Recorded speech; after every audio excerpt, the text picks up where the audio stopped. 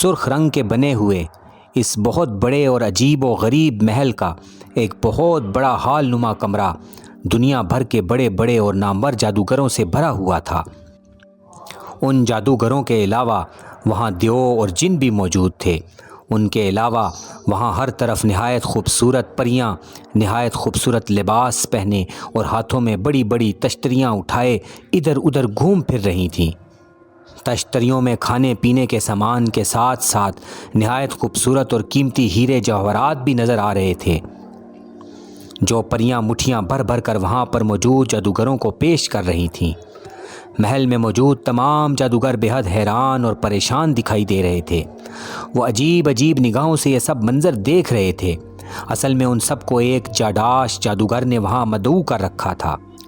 جاڈاش جادوگر کے متعلق مشہور تھا کہ وہ دنیا کا سب سے بڑا اور سب سے خطرناک جادوگر ہے۔ دنیا کے تمام جادوگر جانتے تھے کہ جاڈاش جادوگر کے پاس طلسماتی دنیا کا سب سے بڑا جادو سامری دل تھا۔ اس جادوگر نے جادوگروں کے دیوتا سامری جادوگر کا دل حاصل کر رکھا تھا، اور تمام جادوگر جانتے تھے کہ سامری دیوتا نے اپنا سارا علم ذہن کی بجائے دل میں چھپا رکھا تھا۔ جاڈاش جادوگر نے سامری جادوگر کے طلسماتی دنیا سے واپس جانے سے قبل کسی طرح اس کا دل حاصل کر لیا تھا، اور وہ سامری جادوگر کا دل لے کر نہ جانے کہاں غائب ہو گیا تھا۔ پھر جب وہ ایک روز جادوگروں کی دنیا میں واپس آیا تو وہ دنیا کا بہت بڑا جادوگر بن چکا تھا۔ چونکہ اس کے پاس سامری جادوگر کا دل تھا اور اس نے اپنی قوتوں سے سامری جادوگر کے دل سے اس کے تمام جادو حاصل کر لیے تھے، اس لیے اس میں بے پناہ طاقت آ گئی تھی اور وہ دنیا کا ایک بہت بڑا جادوگر بن چکا تھا۔ شروع میں اس نے ایک پہاڑی محل میں نہایت شرافت سے زندگی گزاری، مگر پھر آہستہ آہستہ اس نے اپنے پر پرزے نکالنے شروع کر دیے اور آئے دن کسی نہ کسی جادوگر کو پریشان کرنے لگا۔ جادوگروں نے اس کا مقابلہ کرنے اور اسے ہلاک کرنے کی بے حد کوشش کی، مگر وہ اپنے مقصد میں کامیاب نہ ہو سکے، بلکہ دنیا کے تمام بڑے بڑے جادوگروں نے جاڈاش جادوگر کے سامنے اپنے گھٹنے ٹیک دیے اور اسے اپنا دیوتا تسلیم کر لیا۔ جاڈاش جادوگر کا اصل مقصد بھی یہی تھا۔ وہ اصل میں دنیا کے تمام جادوگروں کو اپنے تابع کرنا چاہتا تھا، اور اس نے اپنی طاقت اور سامری جادوگر کے جادوئی دل کی قوت سے اپنے مقصد میں کامیابی حاصل کر لی تھی۔ یہی وجہ تھی کہ اس کے سامنے دنیا کے تمام بڑے بڑے نامی گرامی جادوگر اس کے سامنے سر جھکاتے تھے۔ لیکن ان جادوگروں میں ایک افراسیاب جادوگر جو کہ طلسم ہوش ربا کا شہنشاہ تھا، اس نے جاڈاش جادوگر کی بات نہ مانی تھی۔ جاڈاش جادوگر کو جب علم ہوا کہ افراسیاب جادوگر نے اس کی بات ماننے اور اس کے تابع نہ ہونے کا اعلان کر دیا ہے، تب اسے بے پناہ غصہ آیا۔ اس نے بار بار افراسیاب کو پیغام بھیجا، مگر افراسیاب بھی کوئی معمولی جادوگر نہ تھا۔ اس نے جاڈاش جادوگر کے ہر پیغام کے پرزے پرزے کر دیے اور پیغام لانے والے ہر جادوگر کو موت کے گھاٹ اتار دیا۔ یہاں تک کہ اس نے اپنے ایک طلسمی پتلے کے ہاتھ الٹا جاڈاش جادوگر کو پیغام بھیجا کہ وہ اپنی حرکتوں سے باز رہے اور آ کر افراسیاب کے قدموں میں اپنا سر رکھ دے، ورنہ افراسیاب کا قہر اس پر ٹوٹ پڑے گا، اور جب افراسیاب کسی پہ اپنا قہر نازل کرتا ہے تو بڑے سے بڑے جادوگر کو قبر میں بھی جگہ نہیں ملتی۔ جاڈاش جادوگر کو جب افراسیاب کا پیغام ملا تو وہ بڑا غضبناک ہوا۔ اس نے فوراً آگ کے بنے ہوئے طلسمی جنوں کو طلب کیا اور انہیں فوراً افراسیاب کی سرکوبی کے لیے بھیج دیا، مگر کچھ ہی دیر بعد اسے اطلاع ملی کہ افراسیاب نے اپنی ریاست کے گرد کالے بادل مقرر کر دیے ہیں جن سے ہر وقت مینا برستا رہتا ہے، اور آگ کے جن اس پانی کی وجہ سے آگے نہیں بڑھ پا رہے۔ جاڈاش جادوگر نے طلسمی سانپ پیدا کیے جو زمین کے اندر ہی اندر سے ہوتے ہوئے طلسم موشربا پہنچ گئے، مگر افراسیاب کی طاقت نے انہیں زمین سے نکلنے کا راستہ ہی نہ دیا اور اس نے ان تمام سانپوں کو زمین کے اندر ہی ہلاک کر دیا۔ جاڈاش جادوگر کو اس پر بے پناہ غصہ آیا۔ اس نے بار بار افراسیاب جادوگر کی ہلاکت کے لیے اس پر اور طلسم ہوشربا پر پوری قوت سے حملے کیے، مگر اس کے تمام حملے بری طرح سے ناکام ہو گئے، بلکہ اسے اپنے کئی طاقتور اور قیمتی جادوؤں سے بھی ہاتھ دھونے پڑے۔ اب تو جاڈاش جادوگر بے حد سٹ پٹایا۔ وہ سمجھ گیا کہ افراسیاب جادوگر کے پاس ضرور کوئی بہت بڑی طاقت ہے جو اس کی پشت پناہی کر رہی ہے، ورنہ اس نے جس طرح افراسیاب پر وار کیے ہیں اس حساب سے تو افراسیاب بلکہ پورے کے پورے طلسم ہوشربا کو فنا ہو جانا چاہیے تھا۔ جبکہ وہ طلسم و شربا تو کیا اس کے ایک معمولی سے جادوگر کا بھی بال تک بیکا نہ کر سکا تھا، اور یہ بات جاڈاس جیسے جادوگر کے لیے نہایت پریشان کن تھی۔ اس نے ہر ممکن طریقے سے یہ جاننے کی کوشش کی کہ وہ کسی طرح افراسیاب کی طاقت کے بارے میں جان جائے، مگر وہ اپنے اس مقصد میں کامیاب نہ ہو سکا۔ میرا خیال ہے کہ آقا، جاڈاس جادوگر افراسیاب سے شکست پر شکست کھانے کے بعد پریشان ہو گئے ہیں، اور انہوں نے ہمیں یہاں اسی سلسلے میں مشورہ کرنے کے لیے بلایا ہے۔ ایک جادوگر نے اپنے ایک ساتھی گنجے سر والے بوڑھے جادوگر کے سامنے تبصرہ کرتے ہوئے کہا، ہو سکتا ہے تمہاری بات درست ہو بادگو جادوگر، لیکن میرا خیال دوسرا ہے۔ مجھے یوں معلوم ہوتا ہے جیسے آج آقا جاڈاس جادوگر کی شادی ہو۔ تم دیکھ نہیں رہے محل کس قدر خوبصورت انداز میں سجا ہوا ہے، اور پھر آقا نے دنیا کے تمام نامور جادوگروں کو مدعو کر رکھا ہے، اور جس طرح سے ہم سب کی خاطر مدارت کی جا رہی ہے، اس سے معلوم ہی نہیں صاف ظاہر ہوتا ہے کہ آقا پریشان نہیں بلکہ بہت خوش ہیں، اور ہم جادوگروں کے سب سے بڑی خوشی کا وقت وہ ہوتا ہے جب ہمارے چنگل میں دنیا کی حسین ترین لڑکی پھنس جائے اور ہم اس سے جبراً یا کسی طرح اسے مجبور کر کے اس سے شادی کر لیں۔ جہاں تک میرے علم کا تعلق ہے، اس وقت دنیا میں صرف ایک ہی خوبصورت لڑکی ہے، اتنی خوبصورت کہ اگر اس کے سامنے چاند بھی آ جائے تو اس کی چمک بھی ماند پڑ جائے، اور سنا ہے جب وہ ہنستی ہے تو سچ مچ اس کے منہ سے پھول جھڑتے ہیں، اور جب وہ روتی ہے تو اس کے آنسو حقیقتاً دنیا کے نایاب موتی بن جاتے ہیں۔ اس کے علاوہ اس کے بدن میں ایسی مہک اٹھتی ہے کہ دور دور کا سارا علاقہ اس کے جسم سے اٹھنے والی مہک اور بھینی بھینی خوشبو سے معطر ہو جاتا ہے، اور میرا خیال ہے کہ آقا ضرور اس شہزادی کو محل میں لے آئے ہیں اور وہ اس شہزادی کے ساتھ شادی کر رہے ہیں۔ بوڑھے اور گنجے جادوگر نے اپنا خیال ظاہر کرتے ہوئے کہا، ناممکن، شہزادی شمع اور یہاں کیا بات کر رہے ہو؟ گاتو جادوگر، تم شاید شمع شہزادی کے متعلق نہیں جانتے کہ وہ کہاں رہتی ہے۔ اسے حاصل کرنا تو درکنار کوئی اس تک پہنچ بھی نہیں سکتا، چاہے وہ دنیا کا نامی گرامی جادوگر ہی کیوں نہ ہو۔ تم بھول رہے ہو اسے حاصل کرنے کے لیے خود افراسیاب بھی کوششیں کر چکا ہے، اور وہ خود شہزادی شمع کو حاصل کرنے کے لیے اس جگہ گیا تھا جہاں شہزادی شمع موجود تھی، مگر افراسیاب کو بھی وہاں سے خالی ہاتھ لوٹنا پڑا۔ شہزادی شمع کو حاصل کرنا تو ایک طرف، وہ شہزادی شمع کی ایک معمولی سی جھلک بھی نہیں دیکھ پایا تھا، اور جس شہزادی تک افراسیاب جادوگر نہیں پہنچ سکا، اس تک بھلا جاڈاس جادوگر کو کس طرح پہنچ سکتا ہے یا اسے حاصل کر سکتا ہے؟ اس کے ساتھی بادگر جادوگر نے اس کی بات سن کر ہنس کر جواب دیتے ہوئے کہا۔ اس سے قبل کہ گاتو جادوگر مزید کوئی بات کرتا، عین اسی وقت محل میں ایک زبردست گونج کی آواز سنائی دی۔ گونج کسی گھنٹے کے بجنے کی تھی۔ اوہ، جاڈاس جادوگر کی آمد کا اعلان، وہ آ رہے ہیں، اب خاموش ہو جاؤ، ایسا نہ ہو وہ ہماری باتیں سن لیں اور ہماری جان عذاب میں آ جائے۔ آقا نے جس مقصد کے لیے ہمیں یہاں بلایا ہے، ابھی خود اس کی زبانی ہمیں معلوم ہو جائے گا۔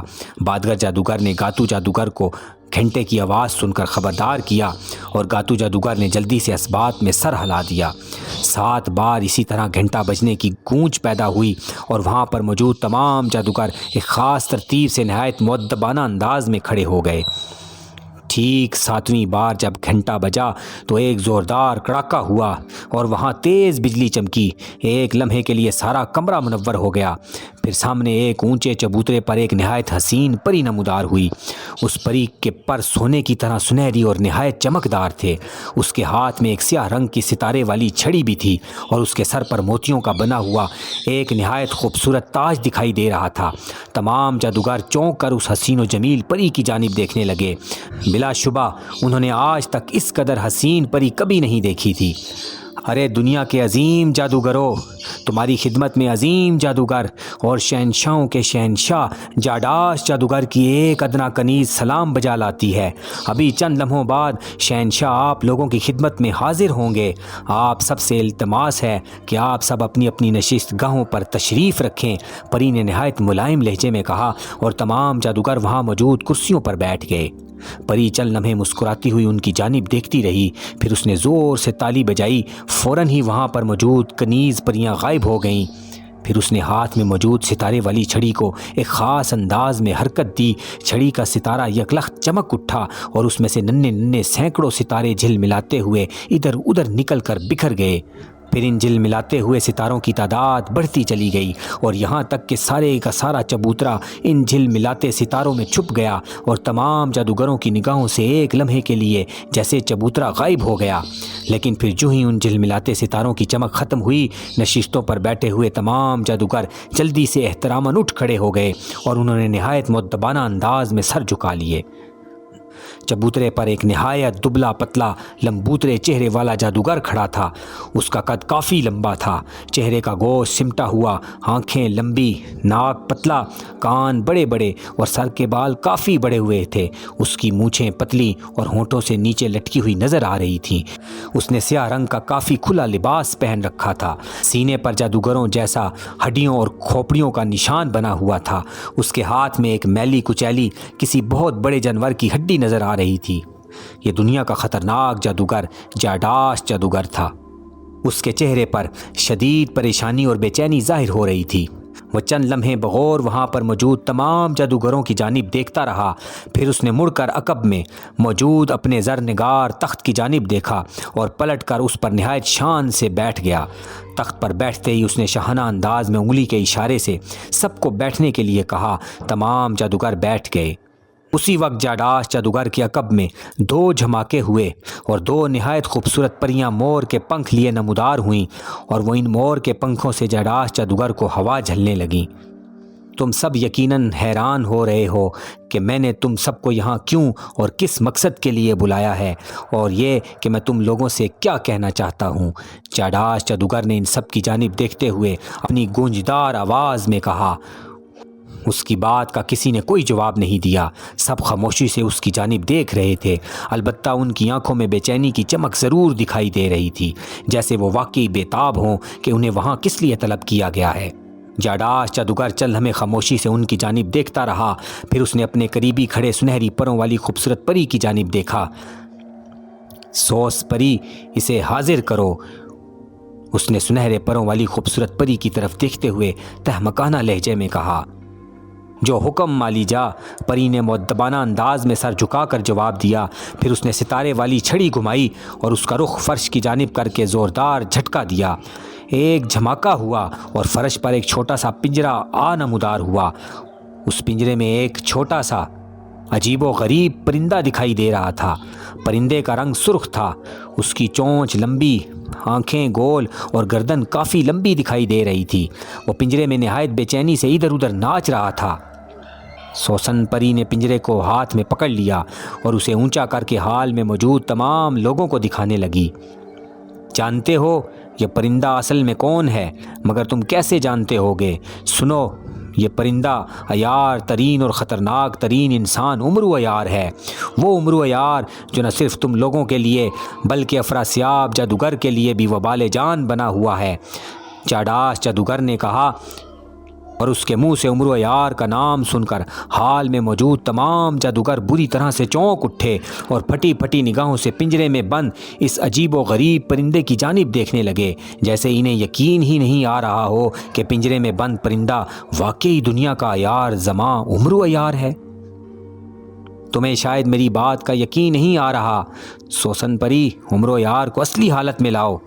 جاڈاس جادوگر نے پہلے حال میں موجود جادوگروں سے پھر سوسن پری سے مخاطب ہو کر کہا۔ سوسن پری نے اسبات میں سر ہلاتے ہوئے پنجرے پر اپنی ستارے والی چھڑی گھمائی۔ ایک جھماکہ ہوا اور اس کے ساتھ ہی پنجرا یکلخت غائب ہو گیا۔ دوسرے ہی لمحے پرندہ بری طرح سے زمین پر پھڑپھڑاتا ہوا گرا، بجلی کی روشنی سی چمکی اور دوسرے ہی لمحے زمین پر پرندے کی بجائے امرو عیار پڑا دکھائی دے رہا تھا۔ جو ہی امرو عیار اصل حالت میں آیا، وہ ایک جھٹکے سے اٹھ کر کھڑا ہو گیا۔ اس کا چہرہ غصے سے سرخ ہو رہا تھا اور اس کی آنکھوں میں جیسے خون اترا ہوا تھا۔ وہ نہایت خوفناک نظروں سے جاڈاس جادوگر کی جانب دیکھ رہا تھا۔ چند لمحے وہ اسی طرح غصیلی نظروں سے جاڈاس جادوگر کی جانب دیکھتا رہا، پھر اس کا چہرہ اعتدال پر آنے لگا اور چند ہی لمحوں میں اس کے چہرے پر حماقت برستی ہوئی نظر آ رہی تھی۔ وہ حیرت سے بٹر بٹر ادھر ادھر یوں دیکھ رہا تھا جیسے کسی الو کو پکڑ کر دھوپ میں بٹھا دیا گیا ہو۔ کہو امرو عیار، کیسے ہو؟ جاڈاس جادوگر نے اس کی طرف دیکھ کر مسکراتے ہوئے پوچھا۔ امرو عیار؟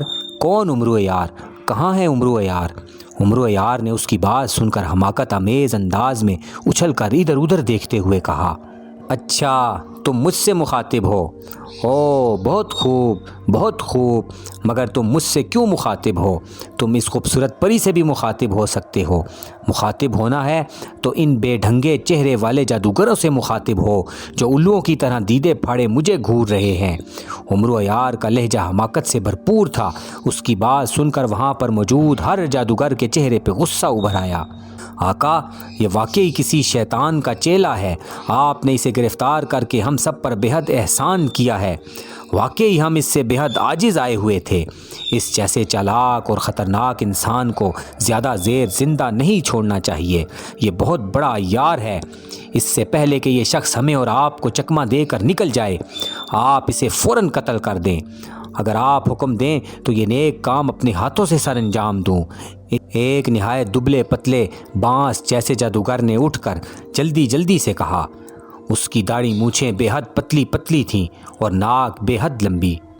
تم طوطے کی ناک والے جادوگر، اور مجھے مارو گے؟ ہا ہا ہا ہا، ارے پہلے اپنے آپ کو تو سنبھالو۔ ہلکی سی پھونک ماروں تو 6 دن تک پھرکی کی مانند گھومتے رہو گے اور کسی کے ہاتھ بھی نہیں آؤ گے۔ عمرو عیار نے اس کا مذاق اڑاتے ہوئے کہا، جس پر اس جادوگر کو بہت غصہ آیا۔ اس سے پہلے کہ وہ مزید کچھ کہتا، چاڈاش جادوگر نے ہاتھ اٹھا کر اسے کہنے سے روک دیا۔ نہیں تارام جادوگر، ہم نے عمرو عیار کو موت کے گھاٹ اتارنے کے لیے نہیں حاصل کیا۔ اسے یہاں لانے کا مقصد اور ہے۔ یہی سب کچھ بتانے کے لیے تو میں نے تم سب کو یہاں جمع کیا ہے۔ سنو، جیسا کہ تم سب کو معلوم ہے کہ ان دنوں میری طلسم و شربا کے جادوگر افراسیاب سے لگی ہوئی ہے۔ میں اپنی ہر ممکن کوشش کر چکا ہوں کہ کسی طرح سے اس کا سر اپنے قدموں میں جھکا دوں، مگر ایک بہت بڑی طاقت اس کی پشت پناہی کر رہی ہے، اور اسی طاقت کی وجہ سے اس جیسے معمولی جادوگر سے شکست پر شکست کھاتا چلا آ رہا ہوں۔ مگر اب میری فتح کا وقت قریب آ گیا ہے، اور افراسیاب کی شکست کا دن میں نے وہ راز معلوم کر لیا ہے کہ افراسیاب میرے بس میں کیوں نہیں آ رہا، اس کے پیچھے کیا طاقت ہے، یہ سب میں نے جان لیا ہے۔ اگر کسی طرح سے اس طاقت کا خاتمہ کر دیا جائے تو افراسیاب میری طاقت کے آگے ایک لمحے کے لیے بھی نہیں ٹھہر سکے گا، اور میں جب چاہوں گا اسے انگلیوں میں کسی مچھر کی طرح مسل سکوں گا۔ او بہت خوب آقا، وہ طاقت کیا ہے جس کی وجہ سے آپ جیسا عظیم اور مہان جادوگر بھی افراسیاب پر قابو نہیں پا سکا؟ ایک جادوگر نے چاڈاش جادوگر کے خاموش ہونے پر جلدی سے پوچھا۔ اس کے لہجے میں بے چینی عیاں تھی۔ اس طاقت کے بارے میں تمہیں بعد میں بتاؤں گا، پہلے پوری تفصیل تو سن لو، چاڈاش جادوگر نے کہا، اور ایک لمحہ خاموش رہنے کے بعد دوبارہ کہنے لگا۔ افراسیاب کے پاس وہ طاقت صرف چند ماہ قبل آئی ہے۔ اس نے اس بڑی طاقت کو دھوکے سے حاصل کیا تھا۔ بہرحال اگر افراسیاب کے پاس وہ طاقت نہ ہو تو وہ میرے لیے چوٹی کی بھی حیثیت نہیں رکھتا۔ جب مجھے اس طاقت کے بارے میں علم ہوا تو میں بے حد حیران ہوا، اور میں نے اپنے ذریعے سے اس طاقت کے بارے میں مزید معلومات حاصل کیں، اور تم سب یہ سن کر یقیناً حیران ہوگے کہ وہ طاقت کسی جن دیو، چڑیل، بھوت یا کسی بڑے دیوتا کی نہیں، ایک معمولی انسان کی ہے۔ ایک ایسے معمولی انسان جو جادو کی الف بے سے بھی واقف نہیں، اور وہ طاقت ہے ایک لڑکی، ملک آتان کی شہزادی شمع۔ چاڈاش جادوگر نے کہا، اور وہاں پر موجود ہر جادوگر بری طرح سے چلا اٹھا۔ ان میں سب سے زیادہ تیز آواز بادگر اور گاتو جادوگر کی تھی۔ وہ دونوں آنکھیں پھاڑے چاڈاش جادوگر کا چہرہ دیکھ رہے تھے۔ ہاں، شہزادی شمع، جیسا کہ یہاں پر موجود ہر جادوگر اچھی طرح سے جانتا ہے کہ شہزادی شمع دنیا کی کس قدر حسین ترین اور کس قدر عجیب صلاحیتوں کی مالکہ ہے۔ اس کے ہنسنے سے اس کے منہ سے پھول جھڑتے ہیں، اور جب وہ روتی ہے تو اس کے آنسو زمین پہ گر کر نایاب موتی بن جاتے ہیں۔ اس کے علاوہ شہزادی شمع ایسی عجیب قوتوں کی مالکہ ہے کہ اس پر نہ تو کوئی جادو چلایا جا سکتا ہے، اور نہ ہی اسے کسی اور طریقے سے حاصل کیا جا سکتا ہے، اور جس جگہ شہزادی شمع موجود ہوگی وہاں پر نہ صرف اس کی جان محفوظ رہے گی بلکہ اس کے ارد گرد کا ایک بہت بڑا علاقہ اس کی حفاظت میں آ جائے گا۔ شہزادی شمع کو افراسیاب نے نہ جانے کس طرح حاصل کر لیا۔ اب وہ افراسیاب جادوگر کے پاس رہ رہی ہے۔ یہی وجہ ہے کہ شہزادی شمع کی وجہ سے افراسیاب کی طاقتیں کئی گنا زیادہ بڑھی ہوئی ہیں۔ اور اس پر کوئی بھی فتح نہیں پا سکتا، چاہے اس پر اس دوران کوئی طاقتور دیوتا ہی کیوں نہ حملہ کر دے۔ یہ کہہ کر ایک لمحے کے لیے جاداش جادوگر خاموش ہوا اور پھر دوبارہ کہنے لگا۔ اب جب کہ اپنی حفاظت کے لیے اور اپنی طاقت کو کئی گنا زیادہ بڑھانے کے لیے شہنشاہ افراسیاب نے شہزادی شمع کو اپنی ڈھال بنا لیا ہے تو وہ حد سے زیادہ مغرور اور خود سر ہو گیا ہے۔ مجھے اطلاع ملی ہے کہ اب مجھے وہ ہلاک کرنے کے درپے ہو رہا ہے اور مجھ پر حملہ کرنے کے لیے پر تول رہا ہے۔ اس سے قبل کہ وہ مجھ پر حملہ آور ہو اور مجھے نقصان پہنچانے کی کوشش کرے، میں افراسیاب جادوگر سے اس کی طاقت یعنی شہزادی شمع کو چھین لینا چاہتا ہوں۔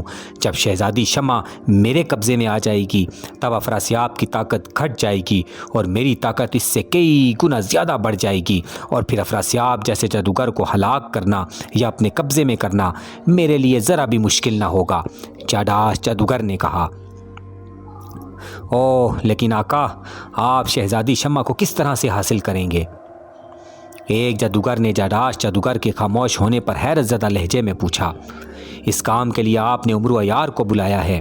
عمرو عیار نے ہم سے وعدہ کیا ہے کہ یہ طلسم مشربہ جائے گا اور وہاں سے کسی طرح افراسیاب جادوگر سے نظریں بچا کر شہزادی شمع کو لے آئے گا۔ جاداش جادوگر نے مسکراتے ہوئے عمرو عیار کی جانب دیکھتے ہوئے کہا۔ کیا کہا؟ آپ نے اسے یہاں بلایا ہے؟ لیکن یہ تو ایک جادوگر نے کچھ کہنا چاہا، مگر جاداش جادوگر نے ہاتھ اٹھا کر اسے بولنے سے روک دیا۔ تم یہی کہنا چاہتے ہو کہ ہم نے عمرو عیار کو ایک پرندہ بنا کر پنجرے میں بند کر کے رکھا تھا؟ اگر اسے بلانا ہوتا تو مہمانوں کی طرح کیوں نہ بلا کر عزت بخشی جاتی؟ تو اس کا جواب یہ ہے تاکوک جادوگر کہ تم جانتے ہو کہ ہمارا محل سرخ پہاڑ کی سب سے اونچی چوٹی پر ہے، اور ہم نے اپنی اور محل کی حفاظت کے لیے 1000 طلسمات اس محل کے گرد مقرر کر رکھے ہیں، اور خاص طور پر ہم نے عام انسانوں کے لیے تو محل کا ہر راستہ بند کر رکھا ہے۔ عمرو عیار کو منا کر ہم نے اسے ساری بات بتا دی تھی، اسی لیے ہم نے اسے جادو کے زور سے پرندہ بنایا اور ایک پنجرے میں بند کر کے یہاں لے آئے۔ کیوں عمرو عیار، ہم نے یہ بات غلط تو نہیں کی؟ جاداش جادوگر نے آخری الفاظ عمرو عیار سے مخاطب ہو کر کہے تھے۔ بالکل درست میرے چرمرے جادوگر، عمرو عیار نے جواباً مسکراتے ہوئے کہا، اور جاداش جادوگر اس کی بات پر ہنس پڑا۔ ہاں، اب تم حیران ہوگے کہ میں نے تم سب کو یہاں کیوں بلایا ہے، تو اس بارے میں تمہیں بتا دوں۔ جب عمرو عیار کو میں نے شہزادی شمع کے اغوا کے لیے رضامند کیا تو اس نے میرے سامنے ایک شرط رکھی کہ وہ میرے تابع تمام جادوگروں کے خزانے لے گا، چاہے وہ جادوگر چھوٹا ہو یا بڑا۔ میں نے اس کی شرط منظور کر لی، اور اب میں تم سب جادوگروں کو حکم دیتا ہوں کہ تم اپنے اپنے خزانے لا کر یہاں ڈھیر کر دو، تاکہ میں اپنے وعدے کے مطابق عمرو کو آدھا خزانہ ابھی اور آدھا کام ہو جانے کے بعد دے دوں۔ جاداش جادوگر نے کہا، اور اس کی بات سن کر وہاں یہ موجود ہر جادوگر بری طرح سے اچھل پڑا۔ کئی جادوگروں کے ہاتھوں سے تو جاداش جادوگر کی باتیں سن کر چیزیں گر گئیں جو وہ جاداش جادوگر کے آنے سے پہلے کھا رہے تھے، اور کئی جادوگروں کے منہ کھلے کے کھلے رہ گئے۔ آقا، یہ آپ کیا کہہ رہے ہیں؟ یہ تو زیادتی ہے، سراسر زیادتی ہے۔ ایک گنجے سر والے دبلے پتلے جادوگر نے احتجاج کیا۔ اس کی آواز سن کر جاداش جادوگر نے گھور کر اس کی جانب دیکھا، پھر اس نے اپنے ایک ہاتھ کی 2 انگلیاں اٹھا کر اس جادوگر کی جانب کیں اور انگلیوں کو خفیف سی حرکت دی۔ اس جادوگر کو ایک زوردار جھٹکا لگا، اس کے منہ سے ایک زوردار چیخ نکلی اور وہ زمین سے کئی فٹ اونچا اٹھ گیا۔ دوسرے ہی لمحے ایک زوردار دھماکہ ہوا اور اس جادوگر کا جسم پھٹ کر لوتھڑوں میں تبدیل ہو گیا۔ اس کے گوشت کے ٹکڑے اور خون کے چھینٹے وہاں پر موجود جادوگروں پر پڑے۔ اس جادوگر کا یہ حشر دیکھ کر ان سب کے دل دہل اٹھے اور ان سب کے چہروں پر دہشت اور خوف پھیل گیا۔ خبردار، تم میں سے اگر کسی جادوگر نے میری مخالفت کی تو اس کا انجام بھیانک ہوگا۔ جاؤ، سب اپنے اپنے خزانے لے کر یہاں آؤ، جاداش جادوگر نے انتہائی کرخت آواز میں کہا، اور اس کا حکم سن کر بہت سے جادوگر فوراً وہاں سے غائب ہو گئے اور باقی جادوگر وہیں کھڑے ہو کر منتر پڑھنے لگے۔ کچھ جادوگر سر کے بل کھڑے ہو کر منتر پڑھنے لگے، کوئی ایک ٹانگ پر کھڑا تھا اور کوئی بندروں کی مانند اچھل اچھل کر راگ الاپ رہا تھا۔ عمرو عیار ان سب کی جانب دلچسپ نگاہوں سے دیکھ رہا تھا۔ آؤ عمرو عیار، تم یہاں میرے پاس آ جاؤ، یہ سب خزانہ یہاں لانے کے لیے منتر پڑھ رہے ہیں۔ سوسن پری، ہمارے مہمان عمرو عیار کے کھانے پینے کی بہترین چیزیں لاؤ اور خاص طور پر مشروب امبرین لا کر اس کی خدمت میں پیش کرو تاکہ اس کی طبیعت بشاش ہو جائے۔ چاڈاش جادوگر نے پہلے عمرو عیار اور پھر اس خوبصورت پری کی جانب دیکھتے ہوئے کہا، جو حکم علی جا۔ سوسن پری نے سر جھکا کر نہایت مؤدبانہ لہجے میں کہا اور دوسرے ہی لمحے وہ وہاں سے غائب ہو گئی۔ عمرو عیار چاڈاش جادوگر کے برابر اس کے تخت پر جا بیٹھا۔ اس کی آنکھوں میں بے چینی تھی اور وہ بے تابانہ نگاہوں سے عجیب عجیب حرکتیں کرتے جادوگروں کی جانب دیکھ رہا تھا، جیسے وہ دل ہی دل میں ان سے کہہ رہا ہو کہ جلدی جلدی اپنے خزانے لاؤ تاکہ میں ان سے اپنی بھوکی زنبیل کا پیٹ بھر سکوں۔ اس کی بےتابی دیکھ کر چاڈاش جادوگر کے لبوں پر مسکراہٹ آ گئی۔ اس نے عمرو عیار کے کندھے پر ہاتھ رکھا تو عمرو عیار اس بری طرح سے اچھلا جیسے اسے کسی سانپ نے کاٹ لیا ہو۔ پھر کندھے پر چاڈاش جادوگر کا ہاتھ محسوس کر کے وہ بھی مسکرا دیا۔ ہم تمہاری بے چینی دیکھ رہے ہیں عمرو، گھبراؤ نہیں، ابھی ہمارا اور ان سب جادوگروں کا خزانہ یہاں آ جائے گا، اور یہ خزانہ اتنا بڑا ہوگا کہ ہمارے محل کا یہ کمرہ پوری طرح سے بھر جائے گا۔ ہم حیران ہیں کہ تم اتنا بڑا خزانہ لے کر کیا کرو گے، اور سب سے بڑی بات، تم اتنے بہت سے خزانوں کو رکھو گے کہاں؟ تمہارے پاس لے دے کے ایک چھوٹا سا تھیلا ہے، اور تمہارے لباس میں چند چھوٹی چھوٹی جیبیں، ان سب میں تو بمشکل خزانے کا تھوڑا سا حصہ ہی آ سکتا ہے، جبکہ تم آدھا خزانہ حاصل کرنا چاہتے ہو۔ چاڈاش جادوگر کے لہجے میں سنجیدگی تھی۔ عمرو عیار اس کی نادانی پر ہنس پڑا۔ تم اس بات کو چھوڑو چاڈاش جادوگر، پہلے تمہارا اور ان تمام جادوگروں کا خزانہ یہاں آنے دو، اس کے بعد اگر تم مجھے کہو گے تو میں ان تمام خزانوں کو یہاں سے غائب کر دوں گا، عمرو عیار نے ہنستے ہوئے کہا، اور چاڈاش جادوگر نے کندھے اچکا دیے۔ میرا خزانہ حاضر ہے آقا، اچانک ایک جادوگر نے چاڈاش جادوگر سے مخاطب ہو کر کہا، اور عمرو کے ساتھ چاڈاش جادوگر نے بھی چونک کر اس جادوگر کی جانب دیکھا۔ اس جادوگر کے سامنے ایک بہت بڑا کھلا ہوا صندوق پڑا تھا، جس میں ہیرے جواہرات اور سونے چاندی کے زیورات بڑھے ہوئے نظر آ رہے تھے۔ اسی وقت ایک اور جادوگر کے قریب جھماکے ہوئے اور اس کے پاس بھی چند صندوق آ گئے جو خزانے سے بھرے ہوئے تھے، اور پھر کچھ ہی دیر میں غائب ہونے والے جادوگر وہاں پر اپنے اپنے خزانے لے کر پہنچ گئے۔ چاڈاش جادوگر نے بھی اپنا خزانہ منگوا لیا۔ اب حال میں ہر طرف خزانوں کے بڑے بڑے صندوق اور ڈھیر دکھائی دے رہے تھے۔ اتنے بہت سے خزانوں کو دیکھ کر عمرو عیار کے منہ میں پانی بھر آیا۔ لو عمرو عیار، میرے حکم کے مطابق ان تمام جادوگروں نے اپنے اپنے خزانے یہاں منگوا لیے ہیں، اب بتاؤ تم اتنے بڑے خزانوں کو کس طرح سے لے جاؤ گے؟ چاڈاش جادوگر نے عمرو عیار کی جانب دیکھتے ہوئے پوچھا۔ اس کے لہجے میں ہلکا سا طنز تھا۔ چاڈاش جادوگر، اپنے ان تمام جادوگروں سے کہہ دو کہ میں ان کا صرف اس قدر خزانہ لوں گا جس قدر میرے اس تھیلے میں سما جائے گا۔ اس تھیلے کے علاوہ میں ایک پھوٹی کوڑی بھی اپنی کسی جیب میں نہیں ڈالوں گا، عمرو عیار نے اطمینان بھرے لہجے میں جواب دیا۔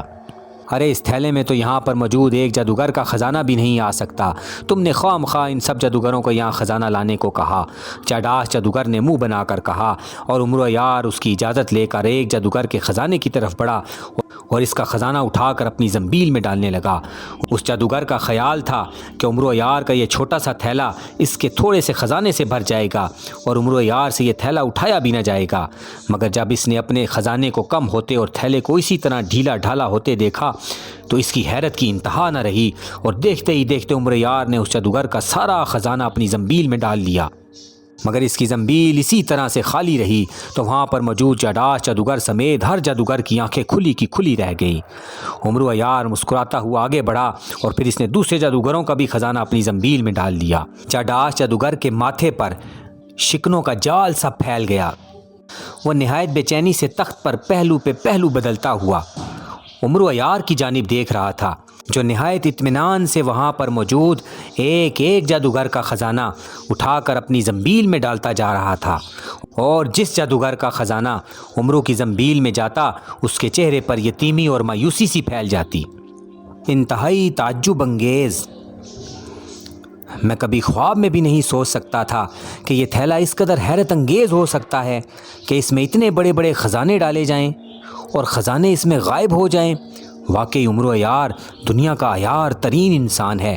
چاڈاش جادوگر بڑبڑاتا، عمرو عیار نے وہاں پر موجود تمام جادوگروں کے خزانے اپنی زنبیل میں ڈال لیے۔ اتنے بڑے بڑے خزانے اپنی زنبیل میں ڈال کر وہ نہایت اطمینان سے چلتا ہوا چاڈاش جادوگر کے قریب آ گیا۔ وہ بہت خوش نظر آ رہا تھا۔ تم بہت چالاک ہو امرو یار، تم نے مجھے اپنے اس تھیلے کے بارے میں کچھ بتایا ہی نہیں تھا۔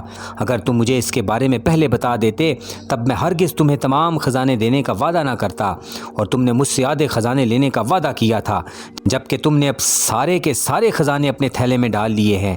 چاڈاش جادوگر نے ہونٹ چباتے ہوئے کہا، چاڈاش جادوگر، میں نے تم سے اپنی زنبیل کو بھرنے کے لیے کہا تھا، مگر تمہارے سارے جادوگر بہت غریب ہیں۔ ان کا خزانہ اتنا تھوڑا سا تھا کہ میرا یہ چھوٹا سا تھیلا بھی نہیں بھر سکا۔ ہو نہ ہو، بہرحال چھوڑو اس بات کو، تم اب مجھے کسی طرح سے طلسم و شربا کی سرحد پر پہنچا دو تاکہ میں جلد سے جلد شہزادی شمع تک پہنچ جاؤں اور پھر کسی طرح اسے لے کر تمہارے پاس پہنچا دوں۔ امرو نے کہا، اور چاڈاش جادوگر نے اس بات میں سر ہلا دیا۔ اس کے چہرے پر گہری سوچ کے آثار تھے۔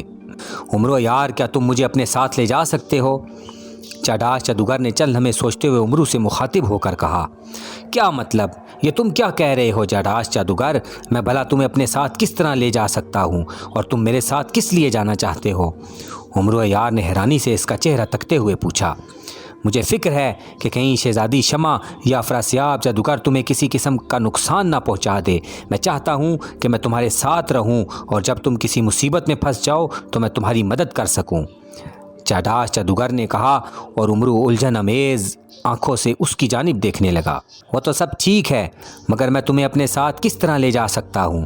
تم نے تو خود ہی کہا تھا کہ تم نے کئی بار طلسم و شربا میں داخل ہونے کی کوشش کی تھی، مگر تم کامیاب نہیں ہو سکے۔ پھر بھلا تم میرے ساتھ وہاں کس طرح جاؤ گے؟ امرو یار نے حیرت بھرے لہجے میں کہا، اور چاڈاش جادوگر ہنس پڑا۔ میں تمہارے ساتھ نہایت آسانی سے جا سکتا ہوں امرو، تمہارے اس تھیلے میں چھپ کر، جس تھیلے میں اتنے بڑے بڑے خزانے سما سکتے ہیں۔ کیا میں اس تھیلے میں نہیں چھپ سکتا؟ تم مجھے اس تھیلے میں چھپا لو، جب تم خود کو کسی پریشانی یا مصیبت میں مبتلا پاؤ تو مجھے نکال لینا، یا جب تم طلسم و شربا میں داخل ہو جاؤ تب مجھے اس تھیلے سے نکال لینا۔ میں ایک بار طلسم و شربا کی سرحد عبور کر لوں، پھر افراسیاب تک اور شہزادی شمع تک پہنچنا میرے لیے ذرا بھی مشکل نہ ہوگا۔ چاڈاش جادوگر نے مسکراتے ہوئے کہا، ہو ٹھیک ہے، اگر تمہاری یہی مرضی ہے تو مجھے اس پر کوئی اعتراض نہیں۔ آؤ میں تمہیں ابھی اپنی زنبیل میں ڈال لوں۔ ارے مگر اس سے پہلے کسی اڑن سواری کا انتظام کر لوں تاکہ میں آسانی سے کم از کم طلسم و شربا کی سرحد تک تو پہنچ سکوں۔ امرو یار نے کہا، سواری کی تم فکر مت کرو گاتو جادوگر، تم ہمارے لیے جادوئی سواری کا بندوبست کرو گے۔ چاڈاش جادوگر نے گاتو جادوگر سے مخاطب ہو کر کہا، اور گاتو جادوگر نے نہایت مؤدبانہ انداز میں سر ہلا دیا۔ اپنا سارا خزانہ امرو یار کے حوالے کر کے اس کے چہرے پر مایوسی اور افسردگی پھیلی ہوئی تھی۔ سرخ رنگ کے ایک بڑے بڑے پروں والا دیو قامت پرندہ انتہائی برق رفتاری سے آسمان کی بلندیوں پر اڑ رہا تھا۔ اس دیو قامت پرندے کی گردن بہت لمبی تھی، اس کا منہ طوطے جیسا تھا اور جسم مور جیسا۔ شکل و صورت سے وہ بے حد خوفناک دکھائی دے رہا تھا۔ اس کی پشت پر امرو یار نہایت اطمینان سے بیٹھا ہوا تھا۔ پرندہ اسے لیے بجلی کی تیزی سے طلسم و شربا کی جانب اڑا جا رہا تھا۔ اسے اڑتے ہوئے کئی گھنٹے گزر چکے تھے۔ چاڈاش جادوگر کو امرو یار نے اپنی زنبیل میں ڈال دیا تھا، اور پھر گاتو جادوگر نے ایک منتر پڑھ کر وہاں یہ اڑنے والا خوفناک پرندہ بلایا، اور امرو یار اس پر سوار ہو گیا، اور پرندہ اسے لیے ہوئے طلسم و شربا کی سرحد کی جانب پرواز کرنے لگا۔ کئی گھنٹے تیز رفتاری سے اڑنے کے بعد پرندے کی رفتار ہلکی ہو گئی اور پھر بتدریج کم ہوتی چلی گئی۔ امرو یار نے چونک کر دیکھا، سامنے دور اسے آگ کی دیوار دکھائی دی۔ آگ کے شعلے آسمان سے باتیں کرتے ہوئے دکھائی دے رہے تھے۔ امرو یار ہوشیار ہو گیا، پرندہ فوراً زمین پر آ گیا۔ امرو جلدی سے اس پرندے پر سے اتر گیا۔ جو ہی وہ اس پرندے پر سے اترا، ایک جھماکا ہوا اور پرندہ یکلخت وہاں سے غائب ہو گیا۔ اسے غائب ہوتے دیکھ کر امرو یار مسکرا دیا، پھر وہ نہایت اطمینان بھرے انداز میں طلسم و شربا کی سرحد کی جانب بڑھتا چلا گیا۔ ابھی وہ کچھ ہی دور گیا ہوگا کہ اسی وقت آگ کی دیوار میں خلا پیدا ہوا اور اس میں سے ایک طلسمی پتلا اچھل کر باہر آ گیا۔ کون ہو تم طلسم و شربا کی سرحد پر؟ ارے امرو یار آ گیا، امرو یار آ گیا۔ طلسمی پتلا پہلے روانی میں، پھر امرو پر نظر پڑتے ہی وہ بری طرح سے چیخنے لگا اور مڑ کر بھاگنے ہی لگا تھا کہ امرو یار نے زور سے اسے آواز دی، ٹھہرو، جانے سے پہلے میری بات سنتے جاؤ۔ اپنے آقا افراسیاب سے جا کر کہو کہ سرحد پر عمرو عیار آیا ہے، اس کا سب سے بڑا دشمن لے کر۔ میرے پاس اس کا دشمن جاداش جادوگر ہے، عمرو عیار نے چیخ کر کہا، مگر اس وقت تک طلسمی پتلا آگ کی دیوار میں موجود خلا میں چھلانگ لگا کر غائب ہو چکا تھا اور خلا میں دوبارہ آگ بھڑک اٹھی تھی۔ کیا کہا عمرو عیار؟ سرحد پر عمرو عیار آیا ہے؟ طلسمی پتلے کی بات سن کر افراسیاب بری طرح سے اچھل پڑا۔ جی ہاں علی جا، میں اسے خوب پہچانتا ہوں۔ اس نے کہا کہ اسے طلسم میں داخل ہونے کی اجازت دی جائے۔ وہ آپ کا سب سے بڑا دشمن لایا ہے، جاداش جادوگر۔ طلسمی پتلے نے مؤدبانہ انداز میں سر ہلاتے ہوئے جواب دیا۔ جاداش جادوگر؟ عمرو عیار جاداش جادوگر کو لایا ہے، لیکن یہ کس طرح سے ممکن ہے؟ عمرو عیار جاداش جادوگر تک کس طرح سے پہنچ گیا؟ ٹھہرو، میں ابھی معلوم کرتا ہوں۔ افراسیاب نے بری طرح سے ایک بار پھر اچھلتے ہوئے کہا۔ دربار میں موجود دوسرے جادوگر بھی طلسمی پتلے کی بات سن کر حیران ہو رہے تھے۔ افراسیاب جادوگر تخت سے اٹھا اور بجلی کی تیزی سے سامری کتاب کی جانب جھپٹا اور اسے اٹھا کر بےتابانہ انداز میں اس کے ورق الٹنے لگا۔ اے سامری کتاب، مجھے بتاؤ، سرحد پر آنے والا کیا واقعی عمرو عیار ہے اور وہ سچ کہہ رہا ہے کہ وہ ہمارے دشمن جاداش جادوگر کو لایا ہے؟ افراسیاب نے بےتابی سے ایک ورق الٹا کر اسے غور سے دیکھتے ہوئے کہا۔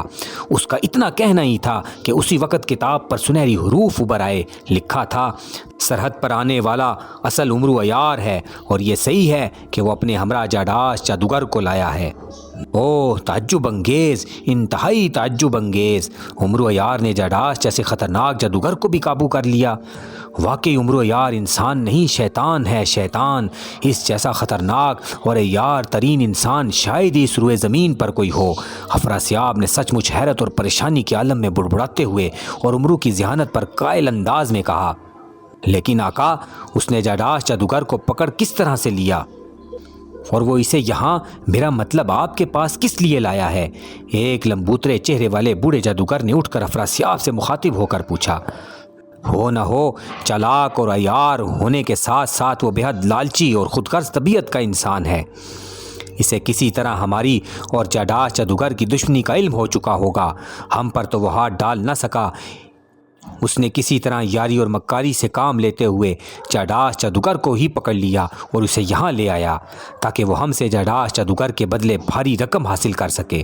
افراسیاب نے منہ بناتے ہوئے کہا، لیکن آقا، یہ بھی تو ممکن ہے کہ یہ جاداش جادوگر کی کوئی چال ہو اور عمرو اس کی ایما پر یہاں آیا ہو۔ آپ اس کے تھیلے زنبیل کے متعلق تو اچھی طرح سے جانتے ہی ہیں۔ ہو سکتا ہے کہ جاداش جادوگر نے عمرو کو لالچ دیا ہو کہ وہ اسے اپنی زنبیل میں چھپا کر کسی طرح سے طلسم و شربا پہنچا دے۔ آپ نے جاداش جادوگر کے لیے طلسم سے باہر بندشیں لگا رکھی ہیں۔ اگر وہ ایک مرتبہ طلسم میں داخل ہو گیا تو ہمیں اور آپ کو اس کو سنبھالنا مشکل ہو جائے گا، ایک دوسرے جادوگر نے کہا، اور افراسیاب کے ماتھے پر شکنوں کا جال بکھر گیا۔ تم ٹھیک کہتے ہو ہرگان جادوگر، واقعی یہ بھی عین ممکن ہے۔ جاداش جادوگر سے کوئی بعید نہیں، وہ بھی ایک عیار اور مکار جادوگر ہے۔ ہو سکتا ہے اس نے کسی طرح عمرو عیار کو بہلا پھسلا کر اپنا اعلی کار بنا لیا ہو۔ ٹھہرو، میں ابھی اس بات کا پتہ کرتا ہوں۔ سامری کتاب ابھی دودھ کا دودھ اور پانی کا پانی کر دے گی، افراسیاب نے کہا، اور ایک بار پھر اس نے سامری کتاب اٹھا لی۔ کتاب کا ایک ورق نکال کر اس نے اس کے سامنے اپنا سوال دہرایا۔ فوراً ہی اس پر تحریر ابھر آئی۔ اس تحریر کو پڑھتے ہی افراسیاب کا چہرہ غصے سے سرخ ہوتا چلا گیا اور اس کی آنکھیں انگاروں کی مانند دہکنے لگیں۔ ہو نہ ہو تو عمرو عیار یہاں شہزادی شمع کے لیے آیا ہے۔ تم ٹھیک کہتے ہو ہرگان جادوگر، واقعی یہ اس بدبخت جاداش جادوگر کی ہی چال ہے، لیکن عمرو عیار اسے مجھ تک پہنچنے کا ذریعہ بنا رہا ہے۔ وہ جاداش جادوگر کو ہرگز میرے حوالے نہیں کرے گا۔ وہ جاداش جادوگر کے ساتھ مل کر کسی طرح سے شہزادی شمع تک پہنچنا چاہتے ہیں، مگر میں ان دونوں کی چال ہرگز کامیاب نہیں ہونے دوں گا۔ میں ان دونوں کو فنا کر دوں گا۔ افراسیاب جادوگر نے غصے سے ہونٹ بھیجتے ہوئے کہا۔ تو پھر آقا، کیا اسے میں سرحد کے باہر سے ہی لوٹا دوں؟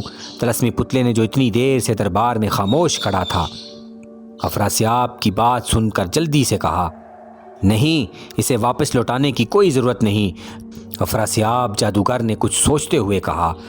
اس کی بات سن کر دربار میں موجود تمام جادوگر بری طرح سے اچھل پڑے اور ان کی آنکھوں میں شدید حیرت ابھر آئی اور وہ افراسیاب کی جانب ایسی نگاہوں سے دیکھنے لگے جیسے وہ سب اس کی ذہنی حالت کے بارے میں مشکوک ہوں۔ آقا، یا آپ کیا غضب کر رہے ہیں؟ خود اپنے ہاتھوں موت کو طلسم میں داخل ہونے کی اجازت دے رہے ہیں؟ ایک جادوگر نے افراسیاب کی جانب خوف زدہ نگاہوں سے دیکھتے ہوئے کہا، تم بے وقوف اور روٹا جادوگر، اس بار عمرو یار اور چاڈاش جادوگر ہماری نہیں اپنی موت بن کر طلسم مشربہ میں داخل ہو رہا ہے۔ اس نے زندگی کی سب سے بڑی غلطی کی ہے جو خود اپنے منہ سے اپنی آمد کا ہمیں پیغام بھجوا دیا، ورنہ وہ ہمیشہ بہروپ بدل کر طلسم میں داخل ہوتا تھا۔ اب ہم اس کا جو حشر کریں گے اسے وہی نہیں تم سب بھی اپنی آنکھوں سے دیکھو گے۔ جاؤ طلسمی پتلے، اور عمرو یار کو طلسم میں داخل ہونے کی اجازت دے دو، اور اس سے کہو کہ افراسیاب نے اسے اپنے دربار میں بلایا ہے اور وہ بلا جھجک وہاں چلا آئے۔ افراسیاب جادوگر نے شیطانی انداز میں مسکراتے ہوئے طلسمی پتلے کو حکم دیتے ہوئے کہا، اور طلسمی پتلا سر ہلا کر اسے جھک کر سلام کر کے وہاں سے غائب ہو گیا۔ اس کے غائب ہوتے ہی افراسیاب جادوگر نے زور زور سے 3 بار تالی بجائی۔ ایک دھماکہ ہوا اور وہاں ایک سرخ پروں والی خوبصورت پری نمودار ہوئی۔ حکم مالی جا، اس نے نہایت مؤدبانہ انداز میں افراسیاب جادوگر کو سلام کرتے ہوئے کہا۔ سرخ پری، شہزادی شمع سے کہو کہ افراسیاب اسے یاد فرما رہے ہیں، وہ جلد سے جلد دربار پہنچیں۔ افراسیاب نے پری کو حکم دیتے ہوئے کہا، اور پری چونک کر افراسیاب کا چہرہ تکنے لگی۔ اس حکم پر درباری جادوگر بھی حیران نظروں سے افراسیاب جادوگر کی جانب دیکھ رہے تھے۔ ان کی سمجھ میں نہیں آ رہا تھا کہ آخر افراسیاب جادوگر کرنا کیا چاہتا ہے۔ وہ عمرو یار اور چاڈاش جادوگر کو طلسم مشربہ میں داخل ہونے کی اجازت کیوں دے رہا ہے، اور اب شہزادی شمع کو بھی دربار میں بلا رہا ہے؟ یہ بات ان کی سمجھ میں نہیں آ رہی تھی۔ سرخ پری چند لمحے حیرت سے افراسیاب کی جانب دیکھتی رہی، پھر اس بات میں سر ہلا کر وہاں سے غائب ہو گئی۔ عمرو یار نہایت بے صبری سے افراسیاب جادوگر کے جواب کا انتظار کر رہا تھا۔ اسے کامل یقین تھا کہ افراسیاب جادوگر اس کا اور چاڈاش جادوگر کا نام سن کر ضرور اچھلے گا۔ خاص طور پر وہ چاڈاش جادوگر کی بات سن کر بے حد حیران ہوگا اور اسے ضرور طلسم میں داخل ہونے کی اجازت دے دے گا۔ اس نے جان بوجھ کر چاڈاش جادوگر کا نام لیا تھا، ورنہ وہ خود بھی عیاری سے کام لے کر طلسم میں داخل ہو سکتا تھا، مگر اس بار اس کا ارادہ کچھ اور تھا۔ وہ چاڈاش جادوگر کو اپنا اعلی کار بنانا چاہتا تھا۔ گو اس نے عہد کر رکھا تھا کہ وہ کسی قیمت پر چاڈاش جادوگر کو افراسیاب کے حوالے نہیں کرے گا، اور نہ ہی چاڈاش جادوگر کو شہزادی شمع تک پہنچنے کا موقع دے گا۔ وہ ان دونوں کو ایک خاص ترکیب سے بیوقوف بنا کر شہزادی شمع تک پہنچانا چاہتا تھا۔ اس نے بھی شہزادی شمع کے متعلق بہت کچھ سن رکھا تھا۔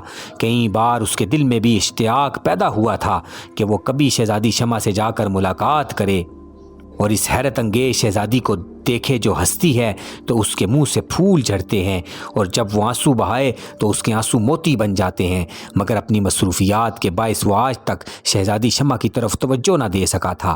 اس روز جب چاڈاش جادوگر خود چل کر اس کے پاس آیا اور اس نے اپنی اور افراسیاب کی دشمنی کے ساتھ ساتھ شہزادی شمع کا ذکر کیا تو عمرو یار چونک اٹھا اور نہایت توجہ اور انہماک سے چاڈاش جادوگر کی باتیں سننے لگا۔ اسے جب معلوم ہوا کہ افراسیاب جادوگر نے اس معصوم شہزادی کو کس طرح سے دھوکہ دے کر حاصل کر لیا ہے اور اسے اپنے ساتھ طلسم مشربہ لے گیا ہے، تو اسے سخت طیش آیا اور اس نے عہد کر لیا کہ وہ کسی طرح بھی اس معصوم شہزادی کو افراسیاب جادوگر کے چنگل سے آزاد کرائے گا اور ہر ممکن طریقے سے شہزادی شمع تک پہنچنے کی کوشش کرے گا۔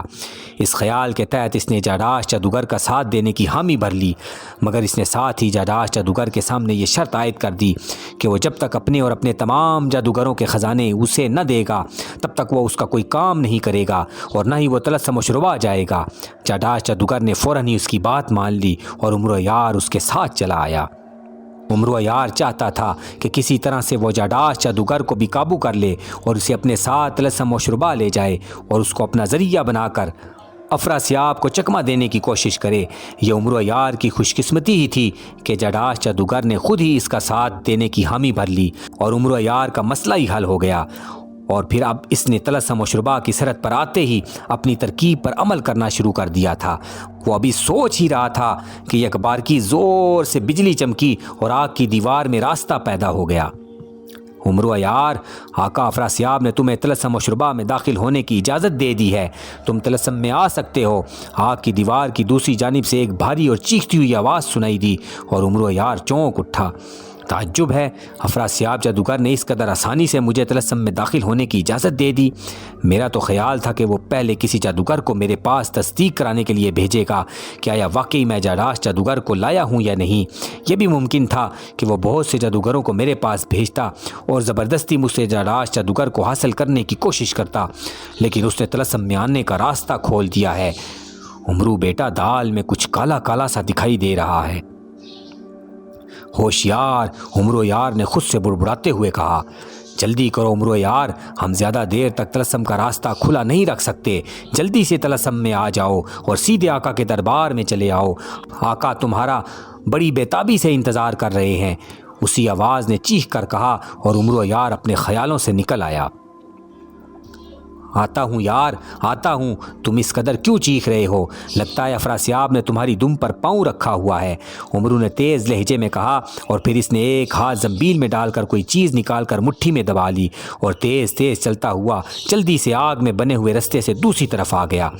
وہ نہایت چوکنی اور تیز نگاہوں سے چاروں طرف دیکھ رہا تھا، جیسے اسے خطرہ ہو کہ اچانک کوئی بلا یا جادوگر اس پر حملہ کر دے گا، مگر خیریت گزری اور کسی جادوگر نے اس پر حملہ نہیں کیا اور نہ کوئی جادوگر اس کے سامنے آیا۔ وہ جو ہی طلسم میں داخل ہوا، آگ میں بنا ہوا راستہ فوراً ختم ہو گیا۔ عمرو نے پلٹ کر دیکھا تو اسے آگ کی دیوار بھی دکھائی نہ دی۔ وہ ایک بہت بڑے میدان میں کھڑا تھا جہاں ہر طرف گرد و غبار اڑ رہا تھا۔ طلسم و شربا، یہ طلسم و شربا تو نہیں ہے، یہ کون سی جگہ ہے؟ میں ہزاروں بار طلسم و شربا آ چکا ہوں، پھر یہ میدان، دھوکہ، میرے ساتھ دھوکہ ہوا ہے۔ میدان دیکھ کر عمرو یار بری طرح سے بھڑک اٹھا۔ اس نے جلدی سے ہاتھ میں پکڑا ہوا سفوف فضا میں بکھیر دیا۔ ہوا تیز چل رہی تھی، سفوف اس کی مٹھی سے نکل کر ہر طرف غبار کی مانند پھیل گیا۔ اے تاکون بادشاہ کے طلسمی سفوف، میرے ارد گرد میرا جو دشمن موجود ہو فوراً اسے میرے سامنے لا، عمرو نے سفوف بکھیر کر تیز لہجے میں کہا۔ اس کا اتنا کہنا تھا کہ اچانک تین نہایت خوفناک شکلوں والے دیو نما جادوگر بری طرح سے چھینکیں مارتے ہوئے اس کے سامنے آ گرے اور زمین پر گر کر اس بری طرح سے تڑپنے لگے جیسے ان سب کو بیک وقت ذبح کیا جا رہا ہو۔ وہ آنکھوں پر ہاتھ رکھ کے بری طرح سے چیخ رہے تھے۔ ہو نہ ہو تو تم مجھے نقصان پہنچانے کے لیے آئے تھے، یقیناً تمہیں سامری جادوگر نے بھیجا ہوگا۔ عمرو یار نے ان کی جانب نفرت زدہ نگاہوں سے دیکھتے ہوئے کہا۔ ہماری آنکھیں، اف ہماری آنکھیں، تم نے ہماری آنکھوں کے ساتھ نہ جانے کیا کر دیا ہے، ہمیں کچھ دکھائی نہیں دے رہا اور ہماری آنکھوں میں آگ سی بھری ہوئی ہے۔ تمہیں خدا کا واسطہ ہماری آنکھیں ٹھیک کرو، ہماری آنکھیں ٹھیک کرو، ورنہ ہم مر جائیں گے۔ ہمیں افراسیاب نے نہیں بھیجا، ہم شہزادی شمع کے غلام ہیں، ان میں سے ایک دیو نما شخص نے چیختے ہوئے کہا۔ شہزادی شمع؟ او، تم شہزادی شمع کے بھیجے ہوئے آدمی ہو، مگر میں نے تو سنا ہے کہ شہزادی شمع جادو نہیں جانتی، بلکہ وہ تو جادو کی الف بے سے بھی واقف نہیں ہے۔ عمرو یار نے حیران ہوتے ہوئے کہا۔ ہم جادوگر نہیں ہیں، ہم شہزادی صاحبہ کے محافظ ہیں، انہوں نے ہمیں تمہیں پکڑنے کے لیے بھیجا ہے۔ خدا کے لیے ہماری آنکھیں ٹھیک کر دو، ہم بہت تکلیف محسوس کر رہے ہیں۔ ہم تم سے وعدہ کرتے ہیں کہ ہم تمہیں کچھ نہیں کہیں گے اور فوراً واپس چلے جائیں گے۔ ان میں سے ایک دیو نما شخص نے نہایت پریشان انداز میں کہا۔ تمہاری آنکھوں میں میں نے ایک سفوف ڈالا ہے جو مجھے تاکون بادشاہ نے دیا تھا تاکہ میں انہیں اپنے دشمن کے خلاف استعمال کر سکوں۔ اس سفوف کی بدولت تم میرے قدموں میں گر گڑا رہے ہو۔ میں چاہوں تو تمہیں پل بھر میں اچھا کر سکتا ہوں، مگر اس کے لیے میری ایک شرط ہوگی۔ اگر تم میری شرط مان لو تو میں تمہیں اس عذاب سے نجات دلا دوں گا۔ عمرو یار نے کہا۔ ہمیں تمہاری ہر شرط منظور ہے، ہم تمہاری ہر بات مانیں گے عمرو یار، مگر پہلے ہماری آنکھیں ٹھیک کرو۔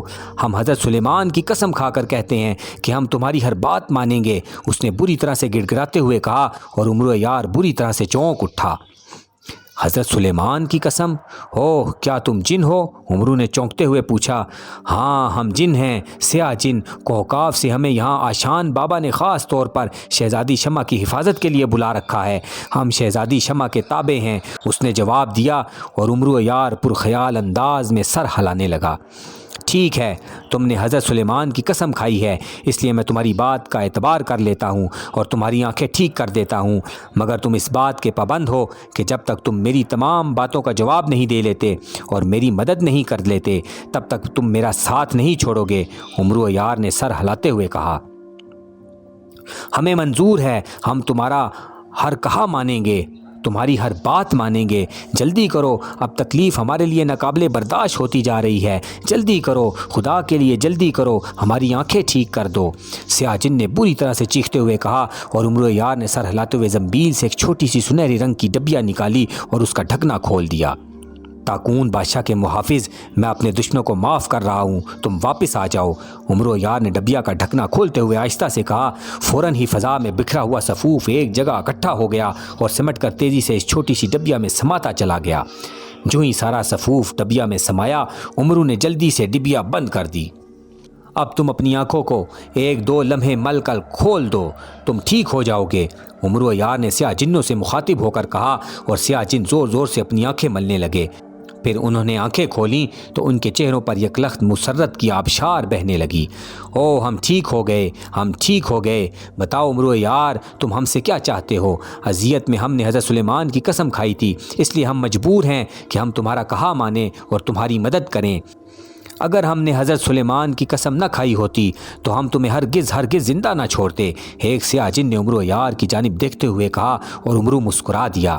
خوب، سب سے پہلے تو مجھے یہ بتاؤ کہ شہزادی شمع اصل میں کون ہے، اور آشان بابا نے تمہیں اس کا محافظ کیوں بنا رکھا ہے؟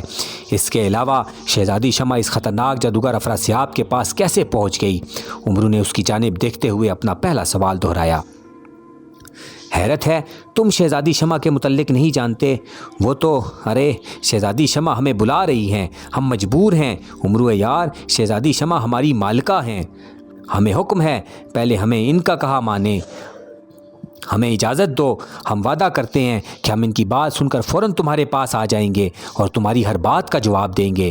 سیاہ جن نے پریشانی کے عالم میں بری طرح ہاتھ ملتے ہوئے کہا، نہیں، پہلے تمہیں میرے سوالوں کا جواب دینا ہوگا، تم مجبور ہو، جب تک میں تمہیں اجازت نہ دوں تم واپس نہیں جا سکتے، عمرو نے کڑکدار لہجے میں کہا۔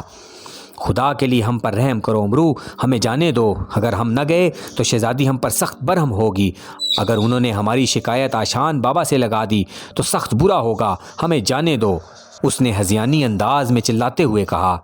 اس کا انداز ایسا تھا جیسے وہ سخت اذیت میں مبتلا ہو، یہی حال اس کے دوسرے ساتھیوں کا تھا۔ عمرو یار ان کی جانب غور سے دیکھ رہا تھا، چند لمحے وہ ان کی جانب دیکھتا رہا، پھر سر ہلاتے ہوئے کہنے لگا، ٹھیک ہے، میں تمہیں جانے کی اجازت دے سکتا ہوں، مگر پہلے تم اکیلے نہیں جاؤ گے، تمہیں مجھے اپنے ساتھ لے جانا ہوگا، میں شہزادی شمع کو اپنی آنکھوں سے دیکھنا چاہتا ہوں، مجھے اس سے چند ایک ضروری کام بھی ہیں، عمرو یار نے پرخیال انداز میں کہا، اور تینوں جنوں کے چہروں پر شدید پریشانی ابھر آئی، وہ پریشان نگاہوں سے ایک دوسرے کا چہرہ تکنے لگے۔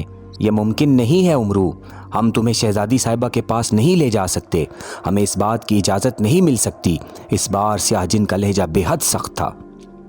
تب پھر میں مجبور ہوں، میں بھی تمہیں جانے کی اجازت نہیں دے سکتا، تم نے حضرت سلیمان کی قسم کھائی ہے، اگر تم نے میرے حکم کی خلاف ورزی کی تو تم جل کر بھسم ہو جاؤ گے، عمرو نے بھی اسی انداز میں جواب دیا، اور وہ پریشان ہو کر ایک دوسرے کی صورتیں دیکھنے لگے۔ عظیم آشان بابا ہماری مدد کر، ہم بہت سخت مصیبت میں مبتلا ہیں، سیاہ جن نے پریشان انداز میں آسمان کی جانب سر اٹھا کر کہا۔ اس وقت اچانک آسمان پر زور سے بجلی کڑکی، ایک کوندا سا لپکا اور تیز روشنی کی ایک لہر عین عمرو کے سامنے آ گئی۔ دوسرے ہی لمحے اس چمکتی ہوئی روشنی نے ایک انسان کا روپ دھار لیا، ساتھ ہی عمرو یار کو یوں محسوس ہوا جیسے اس کے گلے میں کسی نے پھندا ڈال دیا ہو۔ تکلیف کے مارے بے اختیار اس نے اپنے دونوں ہاتھ گردن پر رکھ لیے، تکلیف کی شدت سے اس کا چہرہ سرخ ہوتا چلا گیا اور اس کی آنکھیں حلقوں سے باہر کو ابلنے لگیں۔ عمرو یار، سیاہ جنوں کو حضرت سلیمان کی قسم سے آزاد کر دو ورنہ میں تمہیں ہلاک کر دوں گا۔ ایک انتہائی باروب اور گرجدار آواز عمرو یار کی سماعت سے ٹکرائی اور عمرو یار بری طرح سے چونک اٹھا۔ شہزادی صاحبہ، آپ کو عمرو یار کے لیے کوئی اور حل سوچنا چاہیے تھا، آپ نے اس کی گرفتاری کے لیے اپنے تینوں محافظ سیاہ جنوں کو بھیج دیا ہے، اگر وہ عمرو کو گرفتار کرنے اور اسے ہلاک کرنے میں ناکام رہے تو پھر؟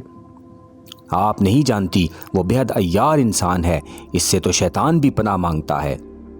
افراسیاب نے اپنے سامنے بیٹھی ایک نہایت خوبصورت لڑکی جس نے انتہائی شاندار اور زرق برق لباس پہن رکھا تھا اور سر پر خوبصورت تاج رکھا ہوا تھا کی جانب دیکھتے ہوئے خوش آمدانہ لہجے میں کہا، تم اس بات کی فکر مت کرو افراسیاب، ہمارے محافظ کوئی معمولی جن نہیں ہیں جو عمرو یار کے ہتھے چڑھ جائیں، ابھی چند ہی لمحوں بعد جب وہ تمہارے سامنے عمرو یار کا سر لے کر آئیں گے تو تمہیں خود ہی ان کی طاقت کا اندازہ ہو جائے گا، شہزادی شمع نے دبنگ لہجے میں کہا اور افراسیاب نے سر ہلا دیا۔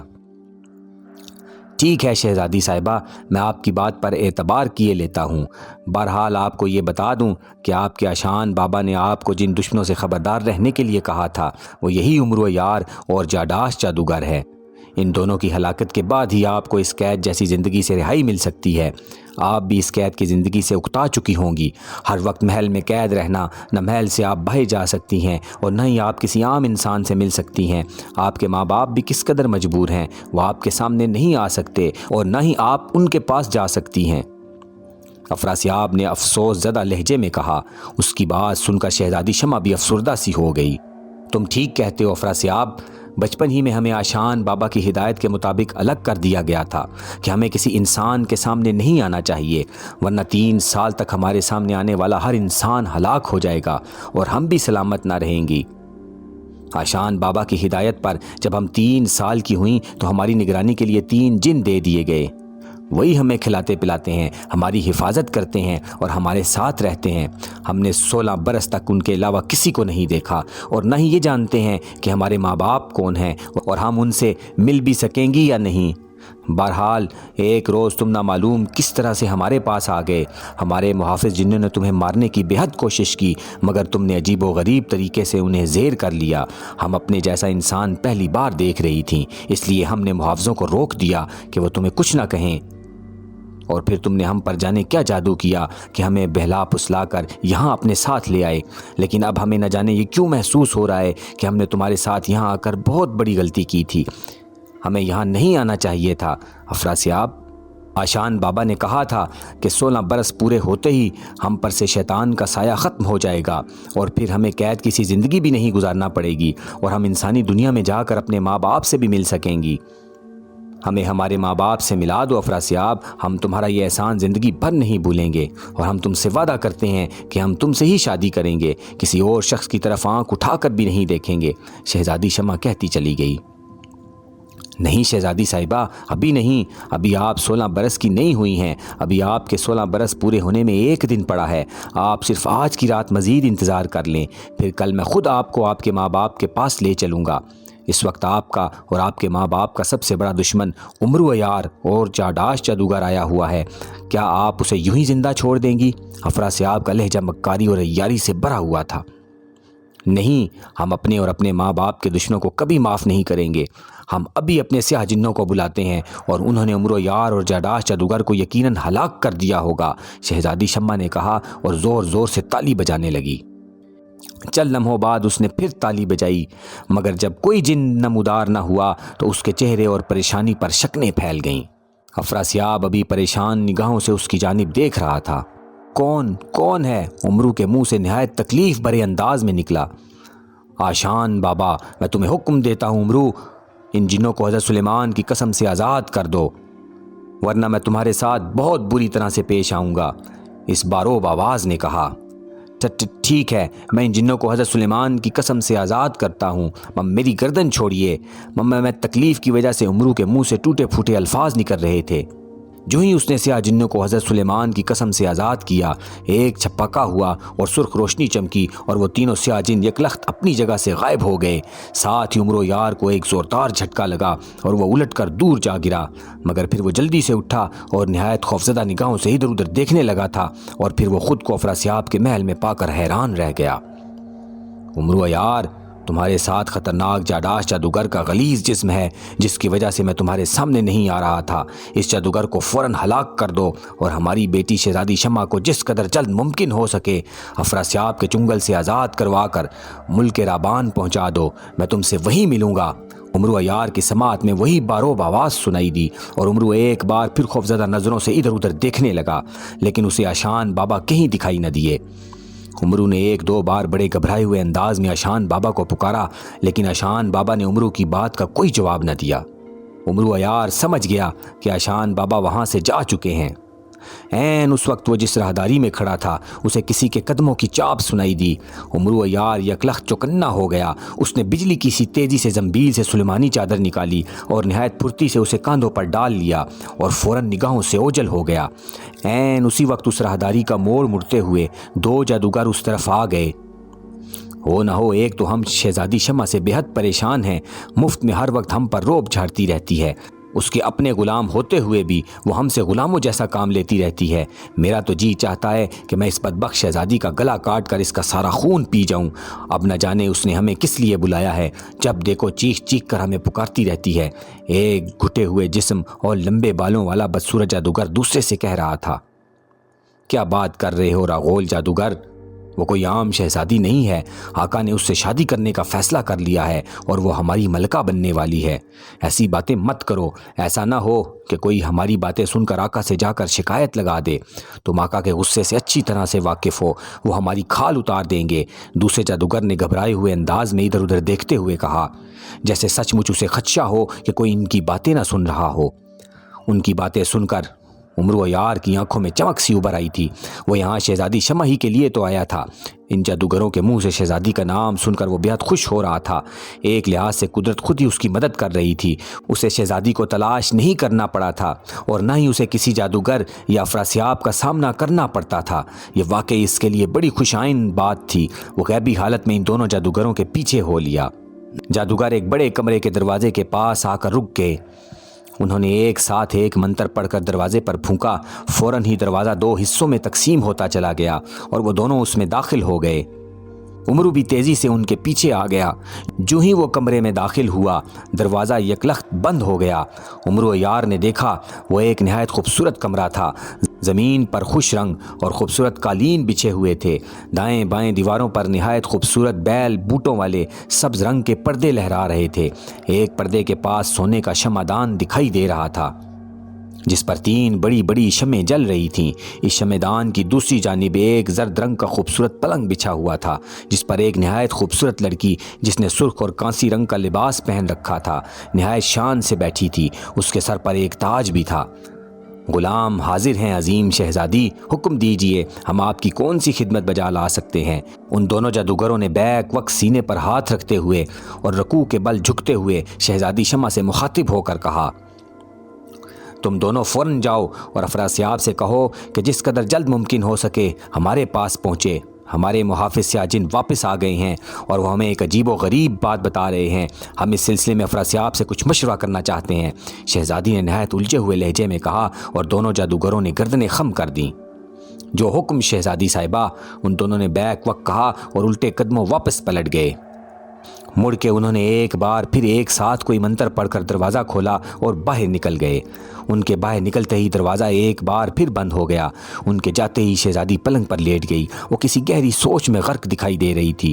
عمرو یار چند لمحے اس کی جانب دیکھتا رہا، پھر کچھ سوچ کر اس نے کاندھوں پر سے سلیمانی چادر اتار دی اور ظاہر ہو گیا۔ شہزادی صاحبہ کی خدمت میں عمرو یار سلام عرض کرتا ہے۔ اس نے سلیمانی چادر زنبیل میں ڈالتے ہوئے شہزادی سے مخاطب ہو کر کہا۔ زنبیل میں چادر ڈالنے کے لیے اس نے جو ہی اس کا منہ کھولا، اس میں سے اچانک سبز رنگ کے دھوئیں کا گولا سا نکل کر باہر آ گیا جسے عمرو یار نہ دیکھ سکا۔ اس کی آواز سن کر پلنگ پر لیٹی ہوئی شہزادی شمع بری طرح سے چونک کر اٹھ بیٹھی۔ تم کون ہو؟ اس نے حیرت دانتوں میں انگلی دباتے ہوئے عمرو کی جانب دیکھ کر پوچھا۔ اسی لمحے عمرو یار کے عقب میں بڑے بڑے بالوں والا جاڈاس جادوگر نمودار ہوا۔ عمرو یار، اس نے نمودار ہوتے ہی ایک زوردار کہکا لگاتے ہوئے عمرو یار کو مخاطب کیا۔ اس کی آواز سن کر عمرو یار کا چہرہ حیرت سے بگڑ گیا۔ اس نے بجلی کی سی تیزی سے پلٹ کر دیکھا اور پھر اپنے پیچھے جاڈاس جادوگر کو دیکھ کر اس کی آنکھیں کھلی کی کھلی رہ گئیں۔ تم زنبیل سے باہر کیسے آ گئے؟ اس نے شدید حیرت سے جاڈاس جادوگر کی جانب دیکھتے ہوئے پوچھا، مگر اس سے قبل کہ جاڈاس جادوگر اس کی بات کا کوئی جواب دیتا، جاڈاس جادوگر کے ارد گرد 3 دھماکے ہوئے اور دوسرے ہی لمحے اس کے قریب وہی 3 سیاہ محافظ جن نمودار ہوئے۔ انہیں دیکھ کر جاڈاس جادوگر بری طرح سے چونک اٹھا۔ سیاہ جن بہت غصے میں دکھائی دے رہے تھے۔ وہ ایک لمحہ ضائع کیے بغیر بجلی کی سی تیزی سے جاڈاس جادوگر کی جانب جھپٹے۔ جاڈاس جادوگر نے انہیں دیکھ کر تیزی سے دونوں ہاتھ فضا میں لہرا کر ان کی جانب کر دیے۔ اس کی طرف بڑھتے ہوئے سیاہ جنوں کو ایک زوردار جھٹکا لگا اور وہ زمین سے کئی فٹ اونچا اچھل کر دور جا گرے، مگر گرتے ہی وہ بجلی کی سی تیزی سے اٹھے اور بری طرح سے دھاڑتے ہوئے ایک بار پھر اس جانب آئے، مگر اتنی دیر میں جاڈاس جادوگر ہوشیار ہو چکا تھا۔ اس نے اچانک اپنے چند بال توڑ کر ان کی جانب اچھال دیے۔ بال فضا میں یکلخت جال بن گئے اور جال نہایت تیزی سے ان جنوں پر لپٹتا چلا گیا اور جن ایک بار پھر بری طرح سے چیختے ہوئے زمین پر ڈھیر ہو گئے۔ اور وہ بری طرح چلاتے ہوئے جال کو توڑنے کی کوشش کرنے لگے لیکن کامیاب نہ ہو سکے۔ عمرو عیار اور شہزادی شمع پھٹی پھٹی نگاہوں سے یہ عجیب و غریب منظر دیکھ رہے تھے۔ ناممکن ہے دوستو، یہ عام جال نہیں جو تم توڑ دو، یہ جاداش جادوگر کے بالوں کا طلسمی جال ہے جن کا ٹوٹنا مشکل ہی نہیں ناممکن بھی ہے۔ اور عمرو عیار، تم نے میرے ساتھ دھوکہ کیا اور میرے بارے میں تم نے افراسیاب جادوگر کو بھی بتا دیا۔ میں تمہیں اس دھوکے کی سزا ضرور دوں گا، مگر یہاں نہیں، اپنے محل میں جا کر۔ فی الحال مجھے دونوں کو یہاں سے لے کر نکلنا ہے، جاداش جادوگر نے تیز تیز لہجے میں کہا۔ تم یہاں سے زندہ بچ کر جانے میں کامیاب ہوگے تو مجھے سزا دے سکو گے نا؟ عمرو عیار نے زنبیل سے بجلی کی سی تیزی سے تلوار حیدری نکالتے ہوئے غرا کر کہا۔